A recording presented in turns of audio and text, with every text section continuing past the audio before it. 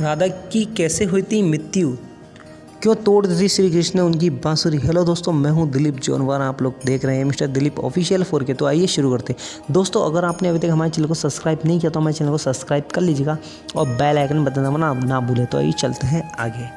राधा की कैसे हुई थी मृत्यु, क्यों तोड़ दी थी श्री कृष्ण ने अपनी बांसुरी। जी हाँ दोस्तों, प्रेम की मिसाल जब भी देते हैं तो तब श्री कृष्ण राधा के प्रेम की मिसाल ही सबसे पहले देते हैं। जी हाँ दोस्तों, कहते हैं कि जीवन, आत्मा और परमात्मा का मिलन राधा कृष्ण का प्रेम है। श्री कृष्ण बचपन से ही राधा के प्यार करते थे। जी हाँ दोस्तों, दोनों के प्रेम की अनुभूति श्री कृष्ण को 8 साल की उम्र में हुई थी। जी हाँ दोस्तों, श्री कृष्ण के दैवीय गुणों के बारे में राधा को पता था। अपने मन में प्रेम की संपत्तियों को राधा ने जिंदगी भर बनाया हुआ था। दोनों के रिश्ते यही सबसे बड़ी खूबसूरती थी। जी हाँ दोस्तों, शास्त्रों में कहते हैं कि दो ही चीज़ें सबसे ज़्यादा श्री कृष्ण हो अपने जीवन में बहुत ही प्यारी थी। श्री कृष्ण की यह दोनों चीज़ें एक दूसरे से आपस में गहराई से जुड़ी हुई थी। वो थी बांसुरी और राधा। राधा श्री कृष्ण की तरफ उनकी बांसुरी की धुन की वजह से ही खींची गई थी। जी हाँ दोस्तों, श्री कृष्ण अपने पास बांसुरी राधा की वजह से ही रखते थे।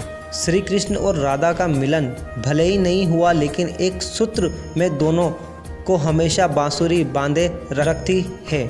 कृष्ण के हर चित्रण में बांसुरी जरूर होती है। राधा के प्रति श्री कृष्ण के प्रेम का प्रतीक बांसुरी ही है। कई अलग अलग विवरण राधा से जोड़े हुए हैं, लेकिन एक ऐसी प्रचलित कहानी है हम आपको बताने जा रहे हैं। जब मामा कंस ने बलराम और कृष्ण को आमंत्रित किया था, उस समय राधा पहली बार भगवान कृष्ण से अलग हुई थी। यह खबर जब वृंदावन के वासियों ने सुनी तो वह बहुत ही दुख हो गए। जब श्री कृष्ण मथुरा जा रहे थे उससे पहले वह राधा से मिले थे। राधा को श्री कृष्ण ने मन की हर गतिविधि पता थी। श्री कृष्ण ने राधा को अलविदा कहा और फिर दूर हो गए। जी हाँ दोस्तों, राधा से कृष्ण ने वादा किया था कि वह वापस आएंगे, लेकिन उनके पास कृष्ण वापस नहीं आए। हालांकि रुक्मणी से श्री कृष्ण की शादी भी हो गई। श्री कृष्ण को पाने के लिए रुक्मणी ने कई तरह के जतन किए थे।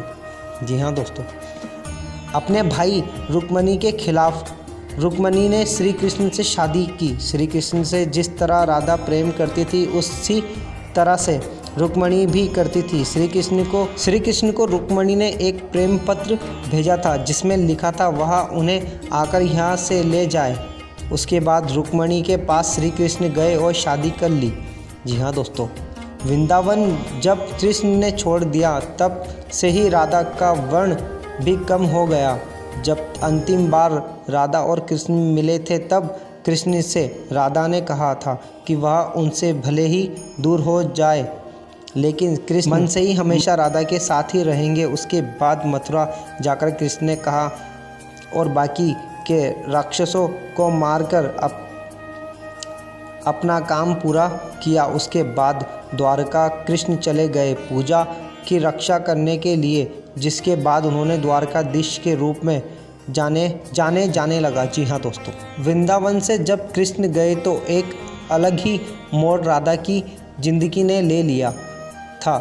एक यादव से राधा की शादी हो गई।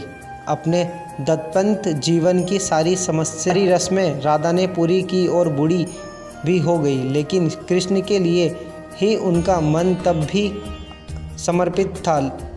पत्नी के रूप में सारे कर्तव्य राधा ने पूरे किए थे, वहीं अपने दैवीय कर्तव्य श्री कृष्ण ने निभाए। राधा जब अपने सारे कर्तव्यों से मुक्त हो गई तब वह अपने प्रीतम श्री कृष्ण से अंतिम बार मिलने पहुंची। उन्होंने कृष्ण की रुक्मणी और सत्यभामा से विवाह के बारे में द्वारका जाकर उन्हें पता चला, लेकिन वह बिल्कुल भी निराश नहीं हुए। राधा को जब कृष्ण ने देखा तो वह बहुत ही खुश हुए। एक दूसरे से दोनों ने सेकंडों के जरिए काफ़ी देर तक बात की। नगरी द्वारिका में राधा को कोई नहीं जानता था। श्री कृष्ण ने महल में राधा को देविका के रूप में उनके अनुरोध में नियुक्त किया।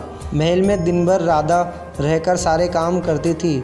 जब राधा को मौका मिलता था वह कृष्ण के दर्शन करती थी। श्री कृष्ण के साथ पहले जैसा अत्यधिक जुड़ाव राधा में महसूस नहीं किया था। इसी वजह से वह पहले से महल से दूर जाने का फैसला कर लिया था। ऐसा फैसला उन्होंने इसलिए लिया ताकि श्री कृष्ण के साथ गहरा आत्मीय संबंध व दूर जाकर दोबारा स्थापित कर पाए। जी हाँ दोस्तों,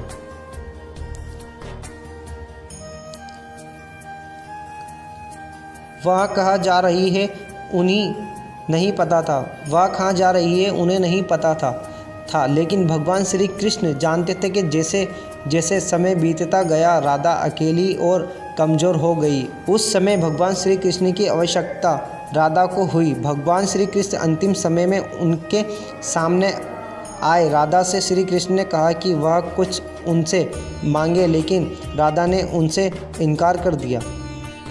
दोबारा राधा से कृष्ण ने अनुरोध किया तो उन्होंने कहा कि वह एक अंतिम बार उनके लिए बांसुरी बजा दे। बांसुरी लेकर श्री कृष्ण सुरीली धुन में बजाने लगे। दिन रात तब तक बांसुरी श्री कृष्ण ने बजाई। आंतरिक रूप राधा श्री कृष्ण में विलीन नहीं हो गई।